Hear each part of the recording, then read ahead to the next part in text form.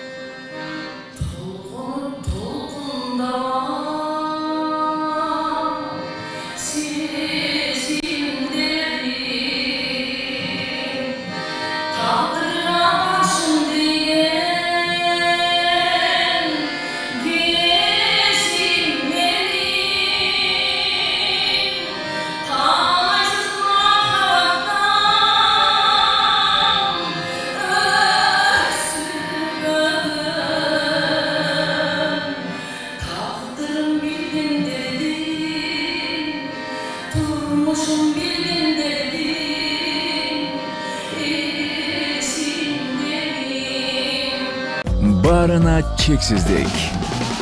Жаңы О абоненттер үчүн 4 жумага болгону 495 сом. Дароо азыр кошуп алда 3 айга арзандатууга ээ бол. Чексиз интернет, чалуулар, социалдык тармактар, мессенджерлер, OTV. Сен үчүн баары бир тарифте топтолгон. Переходи на О. Барына чексиздик бул сонун.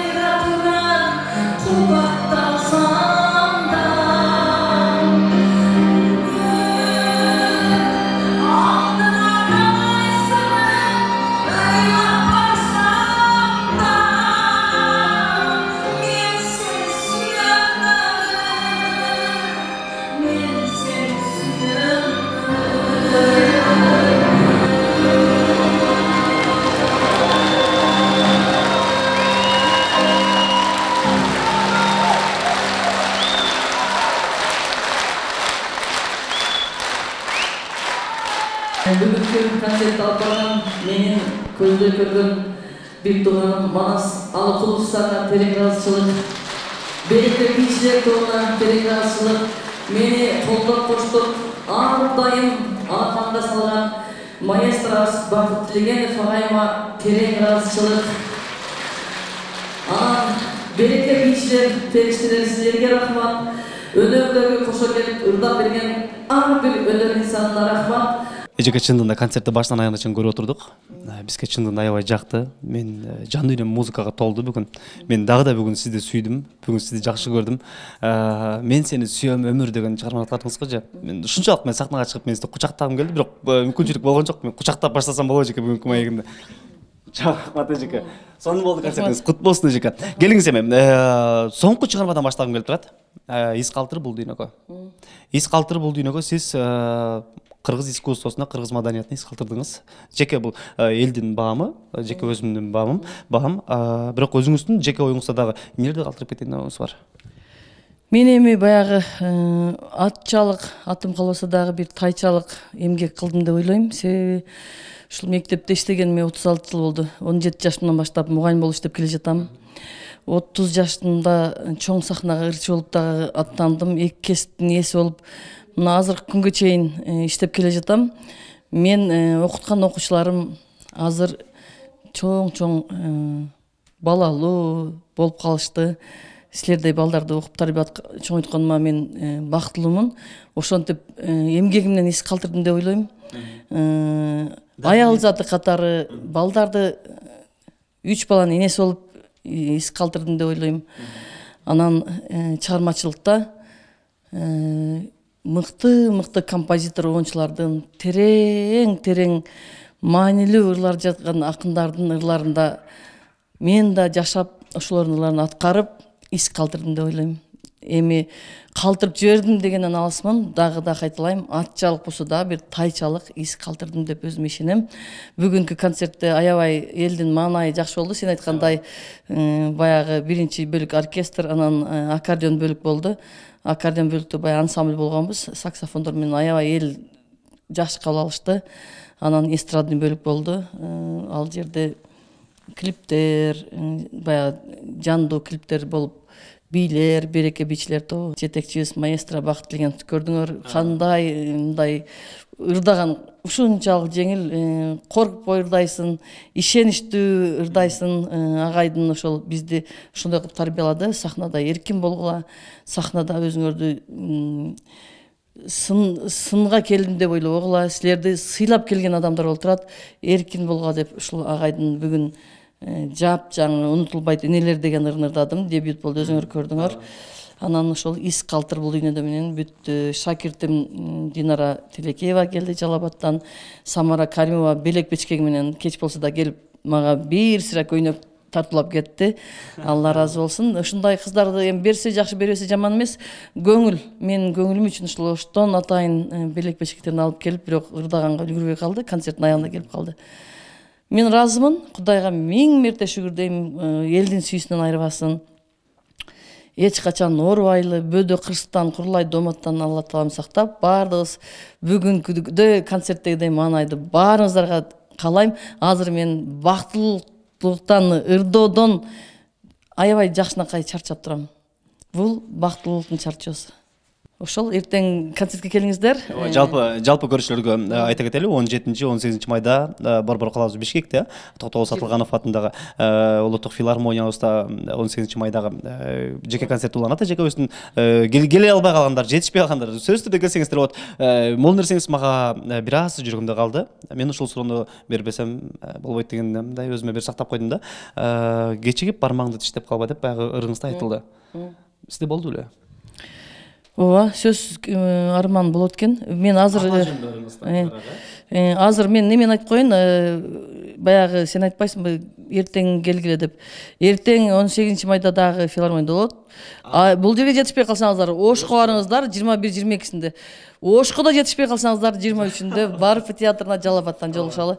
Сөзсүз ар бир адамда бармак тиштемей болот. Мен дагы ошол апамды, атамды ушул мен оң кол сол колумду тааныганча ата энем өтүп кетти. Ошолорду ысык көлгө жок дегенде ысык көлдү айтышчы да, ысык көлгө барып эс алып келтир деп досторуна айтып калчу да.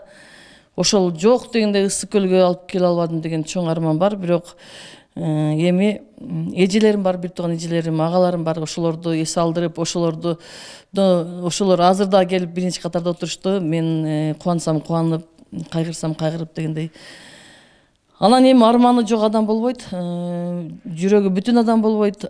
Баары бир бул жашоодо бир кем дүйнө деп бекерге айтпаган экен. Ошон үчүн бармак тиштебегенге аракет кылып, сыйлап үлгүрүп, бүгүн акыркы күн дегендей ар бир күнү ийгилик жарата берели.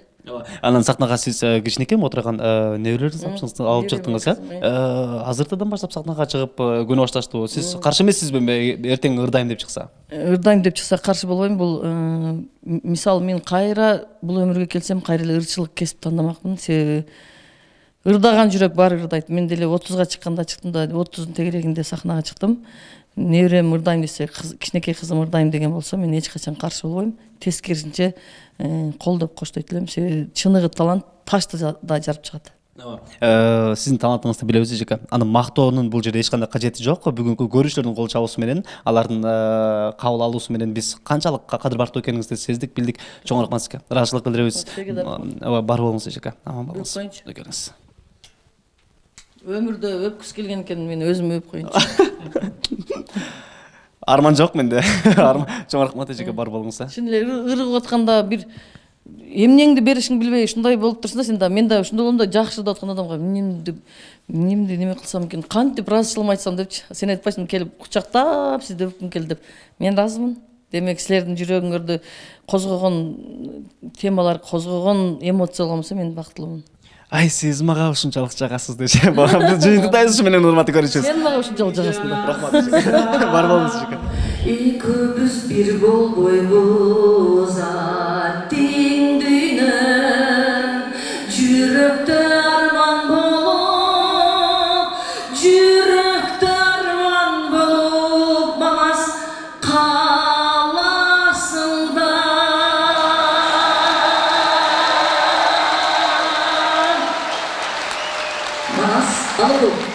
Экөөбүз бир болбойбуз. Конечно, бир боло албайбыз. Жашыбыз туура келбесе. Эгерде экөөбүз мурун неме болуп кеткенде, анда Кыргызстанда Алла Пугачева менен Максим Галкин болдук. Эмесе, баарыңыздарга колдооңуздарга рахмат. Алтын эже, менден ырдап бергениңизге чоң рахмат. Мен сиз менен сыймыктанам. Өзүмдөн да сыймыктанам. Анткени ушундай адам менен туттпайм. Мына ушундай урматтуу Супер ТВ каналыбыздын көрүүчүлөрү, кезектеги биздин репортажыбыз дагы соңуна чыгат. Бүгүнкү Алтынай эжекебиздин кайсы чыгарма сизге өзгөчө жагат? Бүгүнкү концерт боюнча оюңуз кандай? Анын баардыгын сиз комментарийге жазып, өзүңүздүн оюңузду калтырып кетсеңиз болот. Биз баардыгыңыздарды жакшы көрөбүз. Кийинки бирлерден көрүшкөнчө аман эсен туруңуздар.